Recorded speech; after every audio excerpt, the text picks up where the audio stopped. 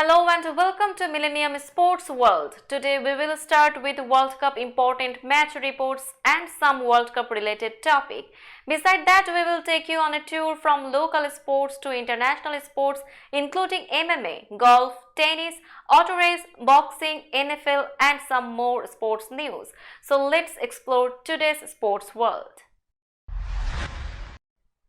Lionel Messi was pushed into the middle of a joyous post-match huddle as Argentina's players jumped up and down to celebrate reaching the World Cup quarterfinals. Messi delivered again for his country, marking the 1000th game of his era-defining career with his first goal in the knockout stage of a World Cup to lead Argentina to a 2-1 win over Australia on Saturday. This was not the walkover most were expecting against the unheralded Australians though. At the final whistle, Argentina was just as grateful for its goalkeeper as the number 10 with magic in his boots.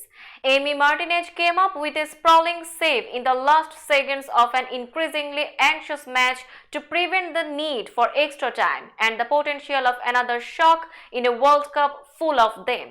With a flourish of his famous left foot in the 35th minute, Messi put Argentina ahead with his third goal at this year's tournament and ninth in total at the World Cup, one more than Diego Maradona.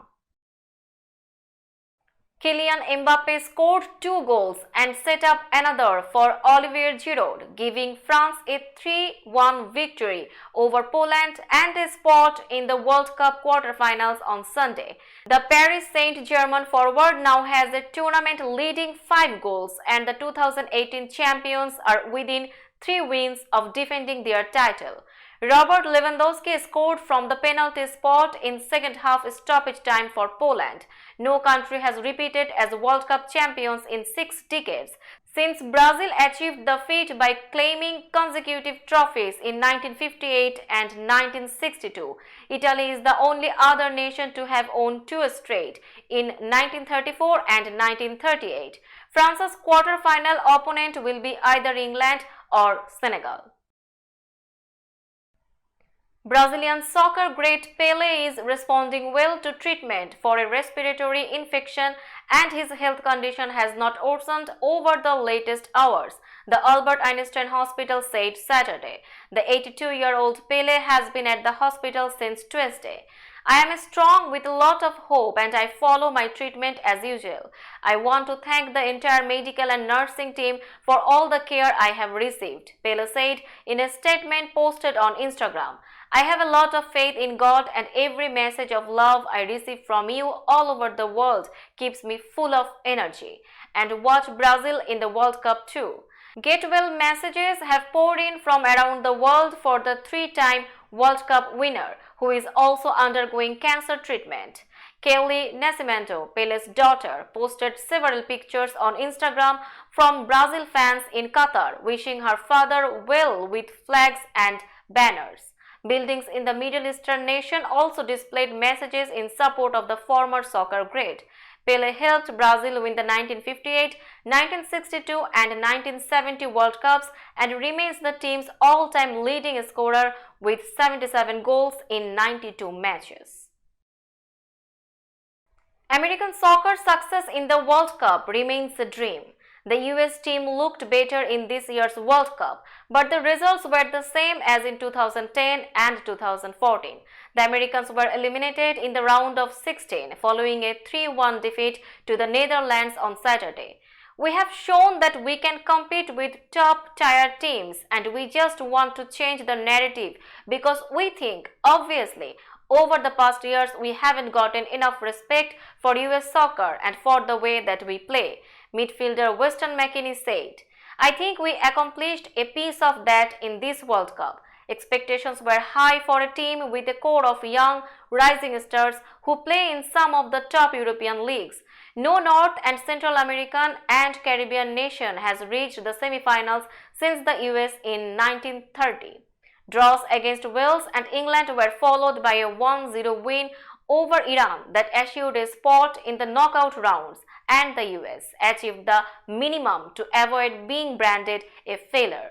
Going home after the group stage would have been a disappointment given the expectations for the team coach Greg Berhalter rebuild. Olivier Giroud broke Thierry Henry's French record with his 52nd goal for the national team Sunday, giving the defending champions a 1-0 lead over Poland in the round of 16 at the World Cup. The 36-year-old Giroud had tied Henry's record of 51 goals when he scored twice in a 4-1 win over Australia in France's opening game in Qatar. On Sunday, Giroud collected a pass from Kylian Mbappe in the 44th minute and sent a low shot with his left foot past Poland goalkeeper Wojciech Szczesny, his former teammate at Arsenal. Stephen Thompson accomplished his mission of proving to UFC fans that he has still got it on Saturday night at UFC Orlando, following a fourth-round corner stoppage TKO win for Wonderboy against the incredibly tough Kevin Holland. MMA Fighting's Mike Hague and E.K.C. Layden react to the exciting battle. Thompson's turn back the clock performance and what could be next. Additionally, they discuss Rafael dos Anjos' dominant performance in the co-main event, his overall resume and the post-fight call-out of Conor McGregor, Sergey Pavlovich's devastating finish of Tai Tuivasa and where he could fit in the heavyweight title picture right now. Roman Dolidze's stoppage win against Jack Hermansson and call-out of Khamzat Chimaev, Matthews Nicolaus' finish of Matt Schnell, and more. A superb 12-meter putt off the back of the last green for Eagle was Adrian Miron's spectacular signature to his Australian Open triumph at Victoria Golf Club. Miron allowed the luxury of strolling down the last hole with a 3-shot lead, stretched the winning advantage to 5 shots to cap a superb 4 under 66 on Sunday. It completed a relaxing week for Poland's first winner as he stayed with relatives of his partner nearby and was able to walk to the course each day to shoot 73, 66, 63, 66 to become the first European to win the title since Rory McIlroy in 2013. South African Ashley Buhai fought off late challenges from young Australian Grace Kim and then playing partner South Korea's Jai Shin to win the Australian Open women's title by 1 shot. The women's competition was held concurrently with the men's tournament of alternate days. Miron, who broke through with his Irish Open victory this year, was too steady for Australian playing partners Adam Scott and Min Woo Lee. Scott finished second at 9 under with Lee another shot back in third place.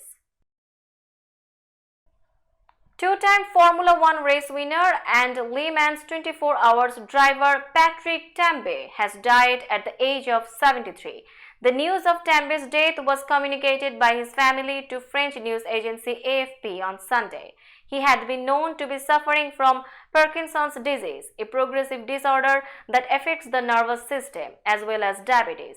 Born on June 25, 1949, Tambay went on to spend a decade in F1, racing for some of the biggest teams in Grand Prix racing, including McLaren, Ferrari, and Renault.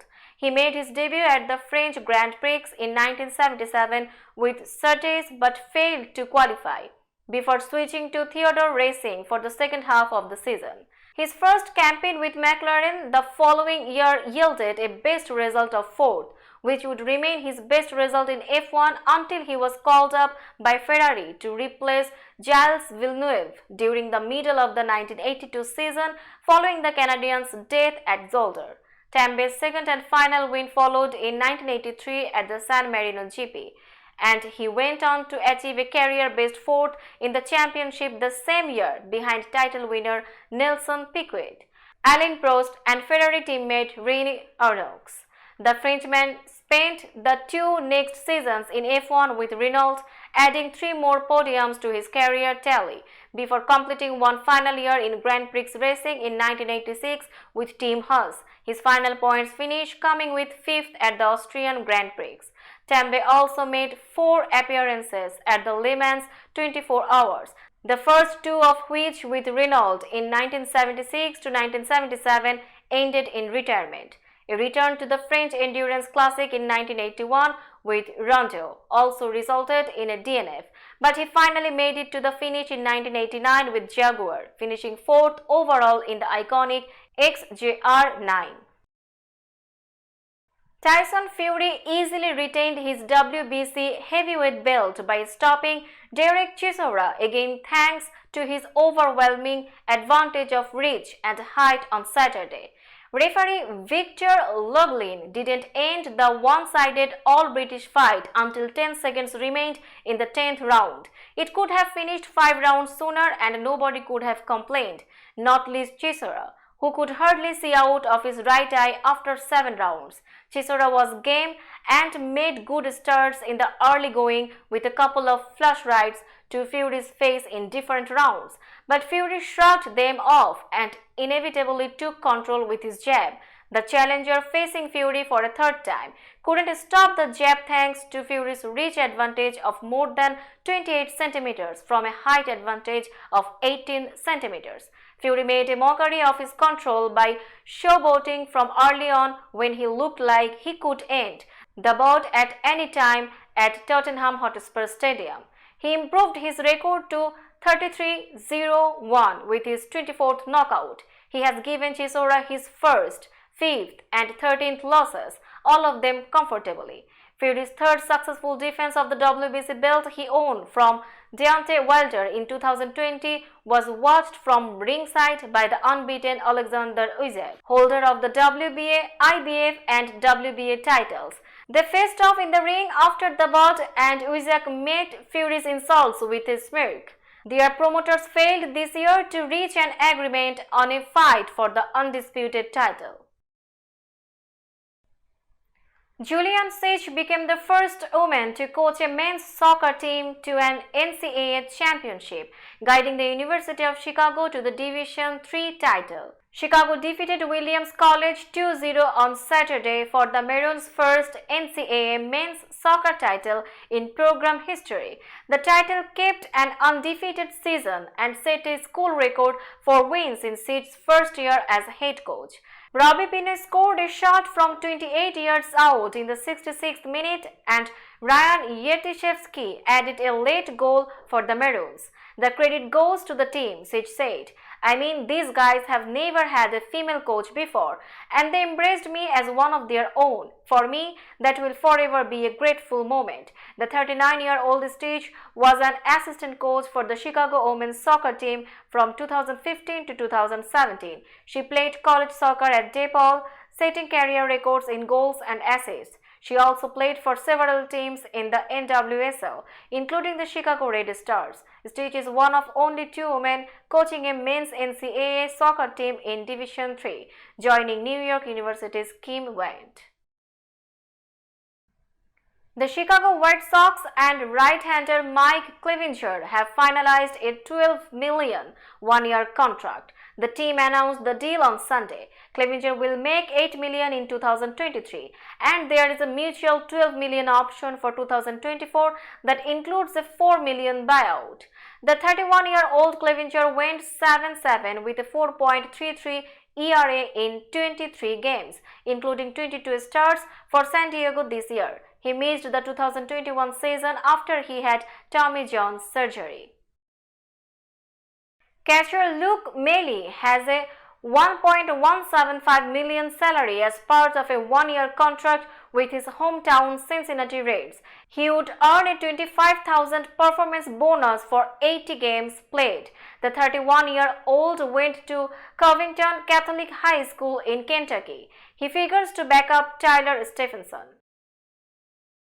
The Arizona Diamondbacks signed hard-throwing reliever Miguel Castro to a $3.5 million one-year contract that could be worth $9.5 million over 2 seasons.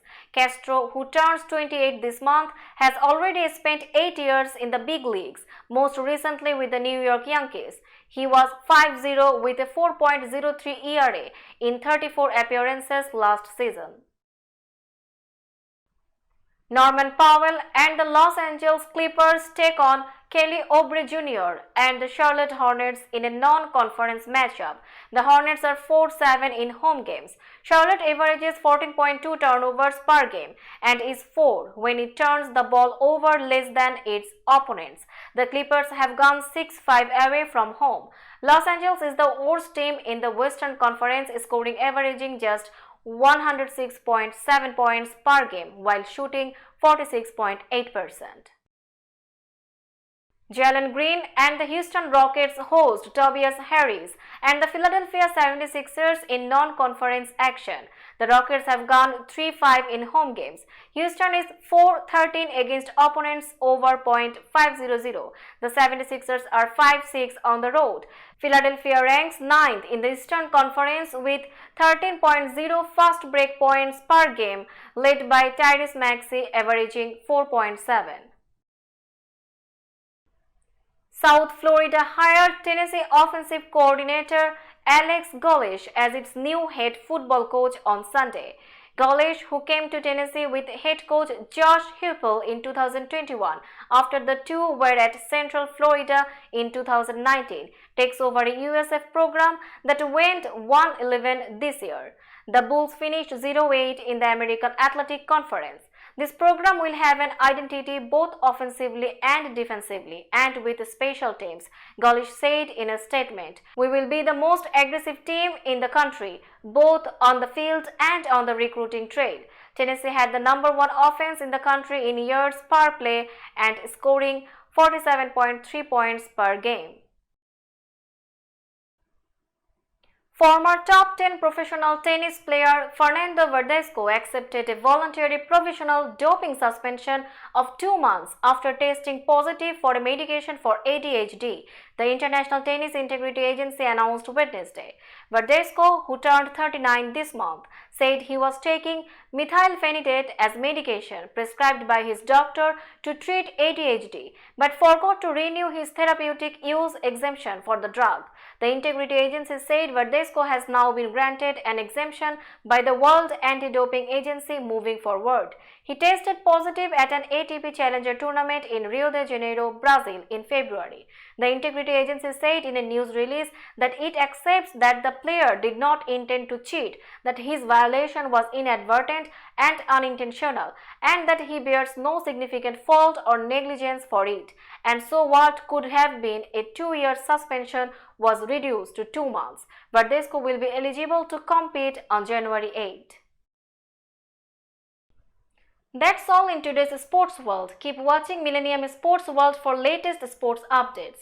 Millennium TV USA and Millennium News-24 network is transmitted and available to be watched free for all at TVs such as Sony, Samsung, LG, Roku TV, Amazon TV and Apple TV, and also in all European countries and Australia available with Sky Network, Worldwide Jadoo TV, Radiant IPTV, Worldwide Jago BD Network and Horizon Satellite globally. Stay connected with us for all types of informative and entertainment programs. Thank you.